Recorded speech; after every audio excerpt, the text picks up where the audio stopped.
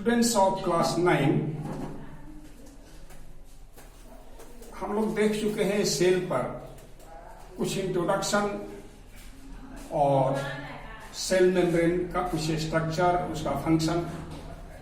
क्योंकि ये वीडियो है इसलिए पूरा डिटेल में तो नहीं गए, क्लास में सब डिटेल में देखेंगे दोबारा। अब हम आज देख रहे हैं सेल के अंदर जो ऑर्गेनेल्स होते हैं छोटे छोटे, उनमें से एक ऑर्गेनेल हम ले रहे हैं, नाम है माइटोकॉन्ड्रिया। उस ऑर्गेनेल का नाम है माइटोकॉन्ड्रिया। माइटोकॉन्ड्रिया को आप पावर हाउस भी बोलते हो, power house of the cell.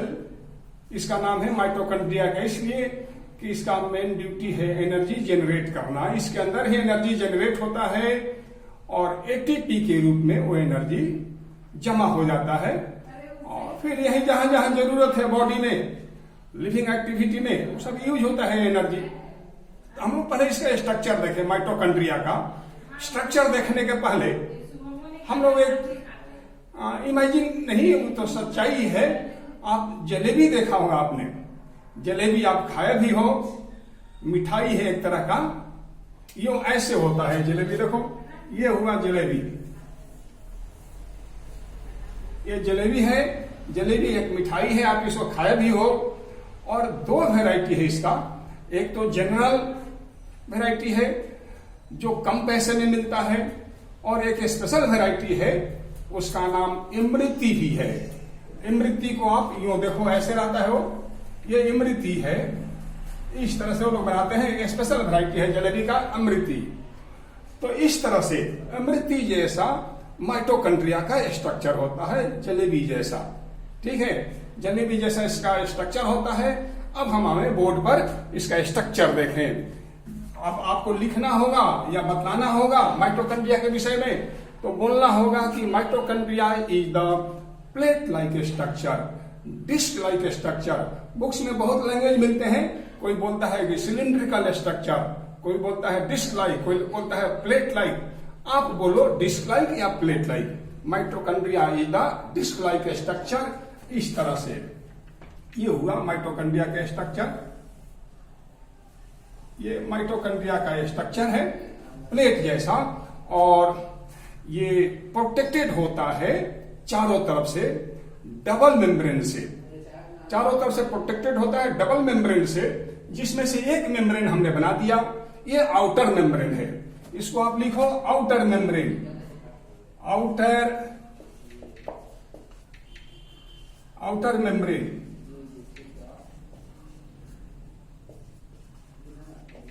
और एक और भीतर होता है मेम्ब्रेन, उसका नाम है इनर मेम्ब्रेन।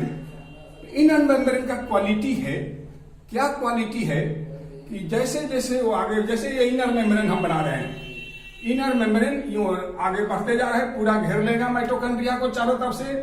जैसे जैसे आगे बढ़ेगा, इसमें से फिंगर लाइक, उंगली जैसा स्ट्रक्चर अंदर की ओर यूं धंसा हुआ रहता है।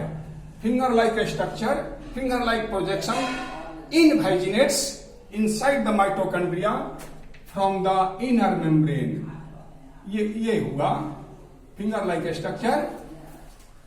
ये माइटोकॉन्ड्रिया का इनर मेम्ब्रेन से बनता है, फिंगर लाइक प्रोजेक्शन। ठीक है, इस फिंगर लाइक प्रोजेक्शन का नाम हो जाएगा क्रिस्टी। फिंगर लाइक प्रोजेक्शन का नाम हो जाएगा क्रिस्टी। क्या नाम है रखा आपने? क्रिस्टी।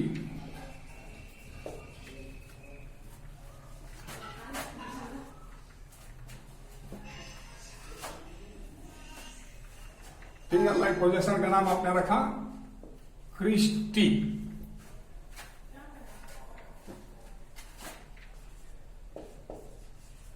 ठीक है, इस फिंगर माइटोकॉन्ड्रिया मैंने डबल वाल से, डबल मेम्ब्रेन से घिरा हुआ है। इनर मेम्ब्रेन, सॉरी कहा गया ए, इसको लिख दो इनर मेम्ब्रेन, इनर मेम्ब्रेन। तो आपने देख लिया माइटोकॉन्ड्रिया जो है, इसका जो बाउंड्री है, इसका जो इन्वेलप्ड है, डबल मेम्ब्रेनस स्ट्रक्चर है। That is the outer membrane and inner membrane. The inner membrane invaginates invagination दो तरह का होता है, एक इनवेजिनेशन, एक इवेजिनेशन। यहां देख लो आप, एक होता है इनवेजिनेशन और एक होता है इवेजिनेशन। इनवेजिनेशन का मतलब हुआ, इनवेजिनेशन पहले वाले, इनवेजिनेशन का मतलब हुआ जो अंदर की ओर धंसे, जैसे माइटोकॉन्ड्रिया में इनर मेम्ब्रेन अंदर की तरफ धंसता है। इवेजिनेशन का मतलब हुआ बाहर की तरफ उभार। जैसे ये देखो, ये बाहर की तरफ उभार, कोई सेल में आपने देखा होगा बाहर की तरफ उभार बनते हुए, ठीक है, या बाहर की तरफ उभार बना, ठीक है। जैसे आप अमीबा में देखे हो सुडोपोडिया को बनते हुए बाहर की तरफ उभार सेल में, तो वो इवेजिनेशन प्रोसेस होता है। तो वेजिनेशन आपने देखा दो तरह का, इनवेजिनेशन और इवेजिनेशन। तो इनर मेम्ब्रेन माइटोकॉन्ड्रिया का इनवेजिनेशन प्रोसेस से अंदर की तरफ उंगली जैसा स्ट्रक्चर बना लेता है। इस स्ट्रक्चर का नाम हो गया क्रिस्टी। फिर से आप बोलो, the inner membrane of the mitochondria invaginates inside the mitochondria and makes a finger like structure known as cristae. अब इसके अंदर, माइटोकॉन्ड्रिया के अंदर लिक्विड होता है, इनको मैट्रिक्स बोलते हैं। माइटोकॉन्ड्रिया के अंदर लिक्विड भरा होता है, इनका नाम है मैट्रिक्स। क्या नाम दिया आपने? मैट्रिक्स। लिख देते हैं यहां पर, मैट्रिक्स। ओके, लिक्विड फॉर्म में होता है और इसमें रिबोसोम भी होता है। ये रिबोसोम हुआ, ठीक है, ये रिबोसोम हुआ, जगह जगह छितराया रहता है, जो हेल्प करता है प्रोटीन वगैरह बनाने में। और माइटोकॉन्ड्रिया के अंदर डीएनए मॉलिक्यूल भी होता है। माइटोकॉन्ड्रिया के अंदर क्या होता है? DNA molecule. ये हम बना रहे हैं डीएनए सर्कुलर मॉलिक्यूल, बना दो आप, या यही बना दो डीएनए मॉलिक्यूल, यहां लिख दो डीएनए मॉलिक्यूल, ठीक है। ये इसका शेप बना दो आप, सर्कुलर बनाओ, सर्कुलर बना दो। यहां बना देते हैं हम फिर से दोबारा।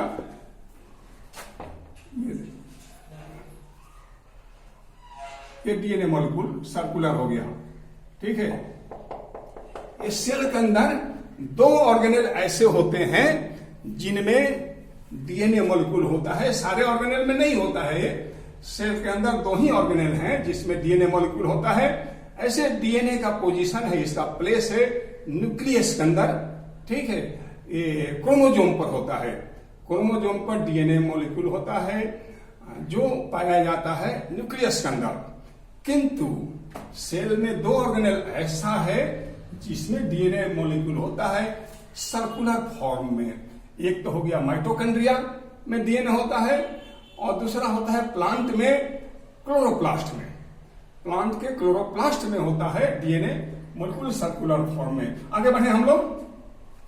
अब इसके बाद इसके अंदर कुछ वर्क होता है। ये जो फिंगर लाइक प्रोजेक्शन है, इसमें और भी कुछ स्ट्रक्चर आपको फिम्बरी टाइप का दिखाया होगा। इसका जरूरत नहीं, हम लोग के सिलेबस में नहीं है ये, इसको नहीं दिखाना है, बस यही दिखा दो आप।